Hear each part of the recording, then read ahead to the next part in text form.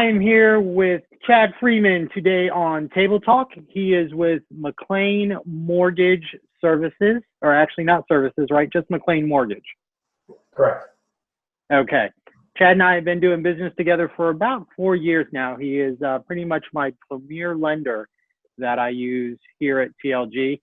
So we're going to get a rundown on some things from Chad. Of course, the big conversation that everybody's having is, and I was talking with somebody the other day, are mortgage lenders still lending money? That's funny because the bigger question was actually how low are rates? How low are rates going to go? And now the question we'll get to that. Yeah, but now the question has actually gone to, well, can I even get a mortgage? Am I even going to get, is there even enough money out there? So the short answer is yes. Lenders are still lending money. Lenders are still able to close loans.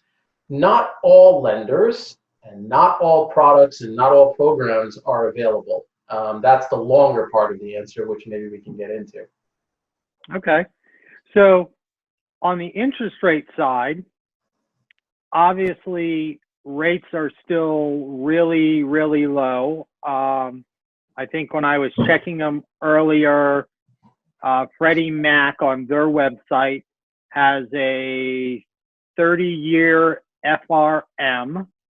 So I'm going to assume that stands for fixed rate mortgage at 3.33%.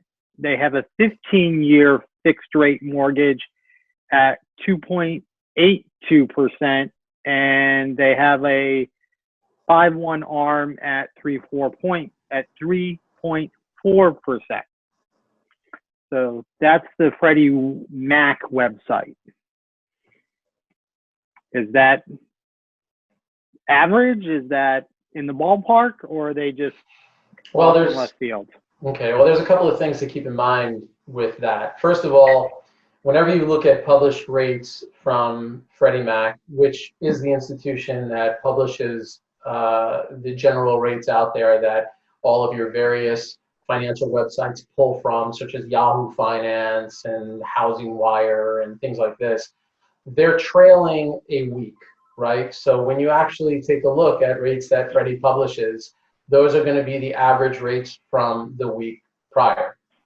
Now, when you look at those actual rates and those numbers, the thing to keep in mind, however, is that that's not going to be the rate for everybody. And it's impossible for an institution like Freddie or any other institution to really give you every single specific scenario, because there are so many different kinds of borrowers, there are many different kinds of loan products and programs, and there's many different criteria, about 26 or so, that go into making up an actual interest rate for what somebody can lock in. So just as a rough example, a 3.33% average 30-year fixed rate mortgage would be for a borrower that has stellar credit, is either doing a purchase or what's called a rate and term refinance, and is putting down, at least perhaps 20%. They could put down less possibly. And in the cases of a refinance, they've got sufficient equity in the property. But that rate is going to be very different for someone, as an example, who is going to be doing a refinance where they're pulling cash out, or perhaps where their credit is not as good, or perhaps it's not a primary residence and it's a second home, or it's an investment property. So there's a lot of variation that comes along with those interest rates. So there's been rumors, and I'm going to call them rumors or just reports, that the mortgage industry in general has upped their credit rating or credit score requirements. So where before, I guess you could get an FHA loan with a 620 credit score, that people are finding out that that's not the case today.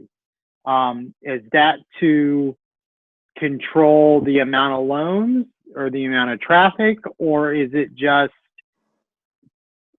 everybody getting tighter with regulations? So That's a good point, and it really also drives home the message that there are so many other moving parts right now in the environment that we exist in that ordinary consumers do not have access to. They don't have their fingertips on that information. And although we do in the industry, that information is literally changing on a day-to-day basis because we are in such a volatile environment. And I would actually use the term volatility as the mantra of not the day, not the month, but perhaps the 6 month mantra, because it's very, very intense. So to get to the question, it's probably above my pay grade to understand all of the intricate reasons why things like that are happening, but they are happening. You are having lenders, investors that are they're tightening up on what their credit policies are. And yes, it does have to do with volume of loans, but it also has to do with liquidity issues. Now, liquidity issues is a very broad term, and it can apply to many, many different types of scenarios. But another part of this also is, as many people listening to this might be aware, 2 weeks ago, we had unemployment numbers that were already at record highs of 3.2 million people filing for unemployment benefits. Only 1 week later, that number more than doubled to 6.6 million. I mean, these are unheard of numbers. We haven't seen anything like this in decades upon decades. And I heard something, I can't validate it, but there are approximately 9.9 million people out of work. So when you look at this from the perspective of an investor or a lender that's going to be lending out $300,000, $500,000, $600,000 to someone, well, they want to be sure that that someone is going to be able to make their mortgage payments and make them on time, so that the agreement is upheld. Well, if someone doesn't have a job and they don't have income, they're not going to be able to do that. So that actually is probably the primary driver of why we're seeing so many of these credit policies and underwriting guidelines being tightened up, because they're just not sure that the individual that's closing next week is going to be able to pay their mortgage next month. So if I'm a buyer in today's market, what are some of the things or some of the questions that maybe as I'm starting to look for a mortgage lender that I maybe should be asking? Well, the very first thing that I would say, and this is something that I would mention regardless of what kind of an environment we were in, whether it's, God forbid, another COVID-19 environment, a 2008 credit crisis environment, or something reminiscent of the 1980s where I was just a kid, but apparently everything was fantastic. You and me both. Yeah, apparently everything was fantastic in the 80s. Everybody was making money. It was wonderful. It was great. Look for, really, because interest rates were like 14%. Right. But the first thing that I would say in any environment is look for a referral. Look for a trusted referral, whether that is coming from a relative, whether it's coming from a good friend, or whether it's coming from your real estate agent like you, Aaron. Look for a trusted referral. Anyone can quote an interest rate. You can find it online. Today is the day of the information age. You can get any of those numbers that you want to as a consumer. But what you're never going to get is an understanding about how that company and how that specific loan officer handles their business, whether they're going to be in touch with you on a regular basis, giving you updates, holding your hand through the process. What is their what is their business acumen? How long have they been in the business for? How do they handle hiccups that might come up in the process? Those are always a possibility. We try to avoid them as much as possible, but they happen. So these are all very, very critical points that you can only get through a referral. So that's the first thing I would look for. The second thing I would look for is you do your research. Do your research on the loan officer themselves. You can go to Zillow, look at their reviews. And I mention that only because Zillow has just become, a very frequent stop for many, many buyers these days. And you can look at reviews for lenders and the individual loan officer, as well as the company too. Do your research on the company. Was that, you can say something? No, yeah, I'm agreeing with you. Do your research on the company as well. How long have they been in business for? You can also go to the NMLS, the National Mortgage Licensing System. And that is a government oversight system where you can also look to see if there have been any charges levied against a company or an individual loan officer themselves. I would also look to see what kinds of products and programs are they offering, which is important. And then yes, comparing the rates.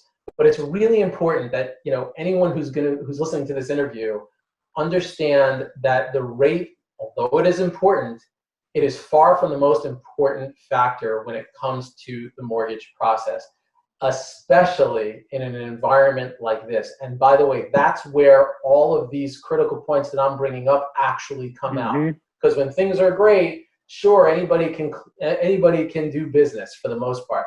But now we're in an environment where, I hate to put it this way, but the strongest survive, if you will.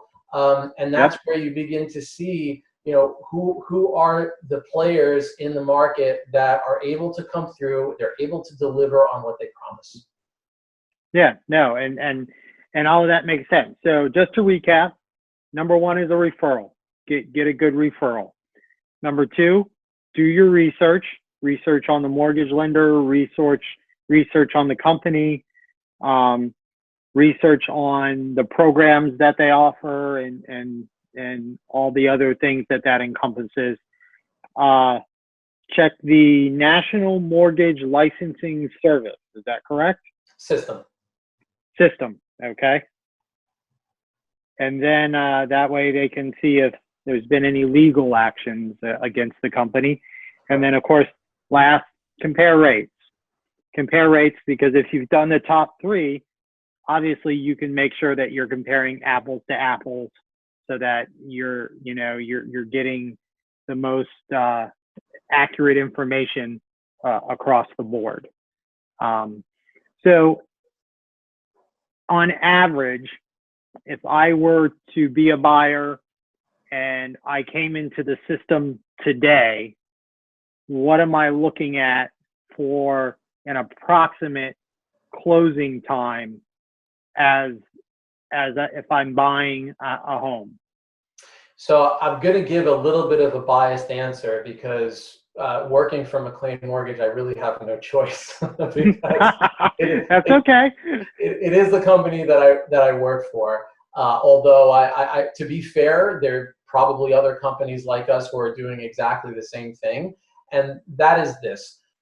Although, yes, we are taking in as many refinance loans as we possibly can, and perhaps maybe more than we possibly can, we have made a promise. Well, it's a promise that we've always had to our real estate partners and to our buyers, our home buyers, that we will never, ever miss a closing date, and we will never allow a refinance loan to go ahead of a purchase loan. So I say that because if we got a contract today, Aaron, where there was a 30-day close or maybe a 24-day close, we are going to honor that. We're going to meet that. That business is we are fortunate enough and grateful enough to be able to have that business come to us. We are going to deliver on that, and we will close it in 24 days, or we will close it in 30 days because of our policy when it comes to purchase loans. Now, if you're asking, as an answer in the general market, for just companies out there that perhaps I do not have any inside information for, I would probably say that given the environment right now, and as I said, the capacity that lenders are dealing with, most people are probably looking at least a 35 to a 45-day purchase close. Chad, I'd like to thank you for taking the time today to join us to talk about the market, talk about the interest rates and how everything is affected, you know, going forward and everything. Have a great day, and I look forward to seeing you soon when this whole you know, situation allows us to leave our homes and participate with people once again. So again, thank you for coming on. You're welcome anytime. Please don't be a stranger on the show. Thanks for having me. You're welcome.